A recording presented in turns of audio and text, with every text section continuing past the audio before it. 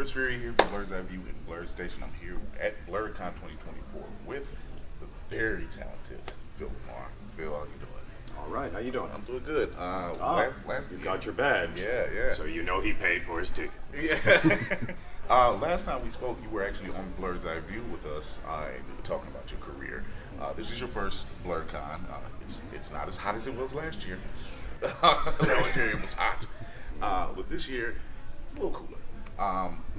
How has the fans been accepting and receptive of it? Everybody's been sweet.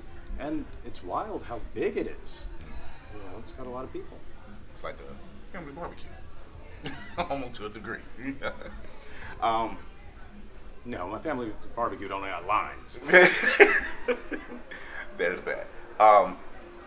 You managed to be a part of the project, 3000, class of 3000. Mm-hmm. There's something we want to show you. Help with that. Get that? Not sure if you ever actually got to get your hands on one of these. That's the album you guys did. Oh. The theme song, right? I didn't know this came out. Really? Yeah, so the album cover is actually a poster with all you guys' characters and everything on it. So, being a part of projects like this, I just came out of the Joy Reid interview, and speaking about seeing people of color and black people in spaces, positive spaces at that, tends to make more representation possible. We live in a generation now where the up and coming generation, the millennial generation, they're looking like us. They look more like us. They're not white, right? And what do you think? How do you feel when you see more representation being held in different parts of the media, entertainment, superheroes, comics, the whole nine? How does that reflect for you? It's progress. I mean, it's taken time for the storytelling to get wider and more open, but that's what makes storytelling better. I mean, from the beginning of human culture, could you just tell one story? No. Otherwise, you wouldn't have a Bible, you just have a pamphlet. Exactly. But the thing is, multiple stories are what bring people together. And unfortunately, because so many hundreds of years, we all had these tribal mentalities. It was like, we only want to hear our stories from our people. Mm-hmm. And then when there became, divisions of levels in entertainment, about who was making and who was watching, that's why you had, diversity or representation for a long time. But now people understand, no, storytelling has always been about diversity. Shakespeare didn't just write every play about Dutch royalty. He's coming from telling different stories, and that's what made it good.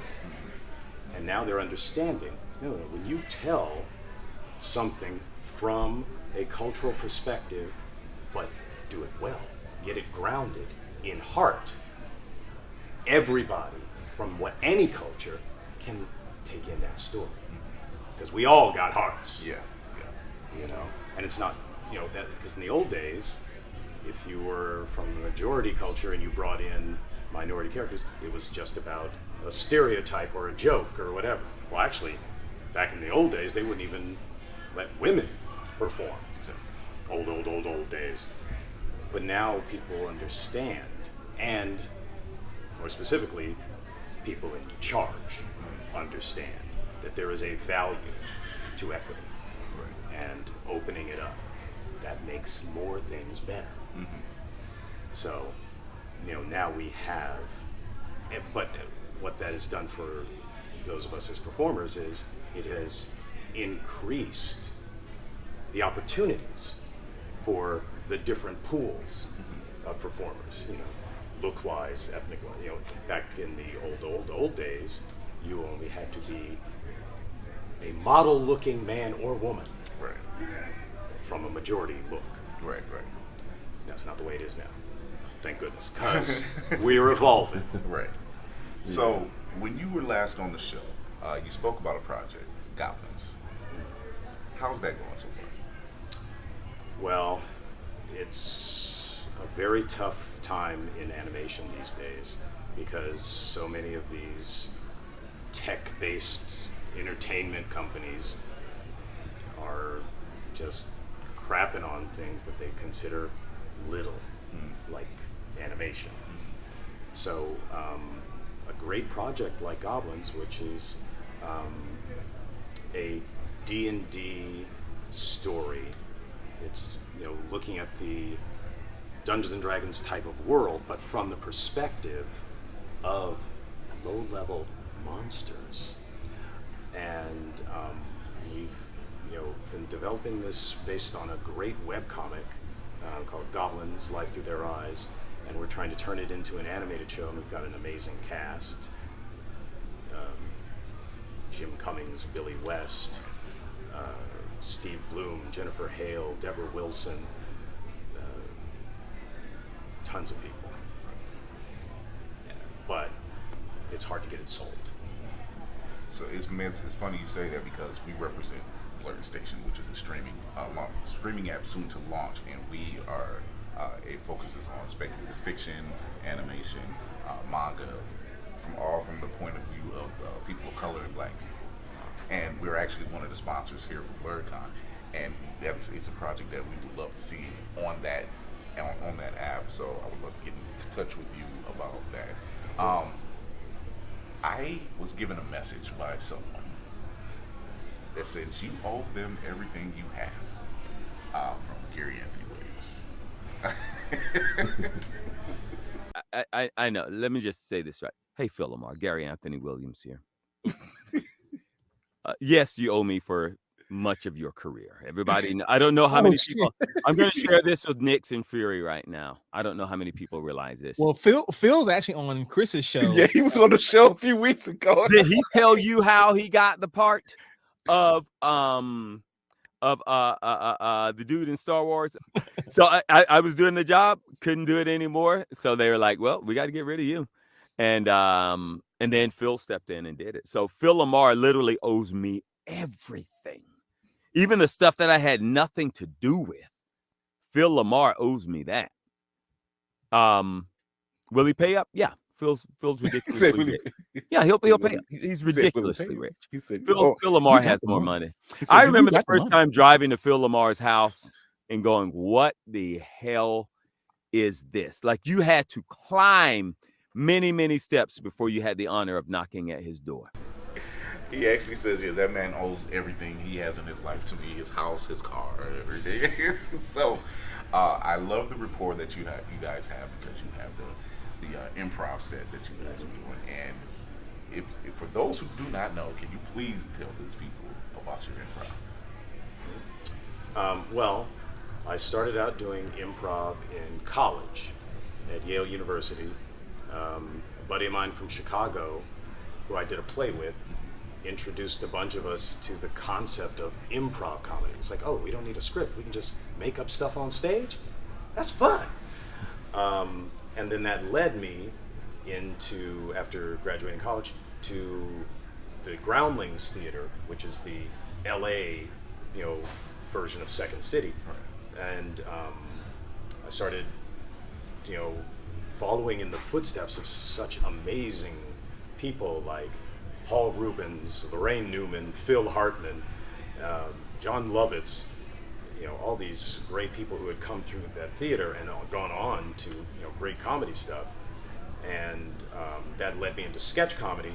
And being at the Groundlings, from my improv background, opened up my career. Because from that theater, that got me into Mad TV, this is sketch comedy. It got me into Pulp Fiction, Right. Because the first time I met Quentin Tarantino was doing an improv comedy show on that stage with him. Really? And nowadays, I perform there once a month alongside Gary Anthony Williams and a group called the black version, where it's an all-black cast, and we take a suggestion from the audience. They yell out a classic or iconic Hollywood movie, and then we improv the black version of it. Like when they yelled out Jaws, we did an improv movie, Catfish. And along with Gary, our creator, Jordan Black, Cedric Yarbrough, Danielle Gaither, Naima Funk, and we've also done it alongside Maya Rudolph, Wayne Brady, Jordan Peele, Michael Key. It's a lot of fun. So that's actually, if Gary had created the black version, then I'd owe him everything.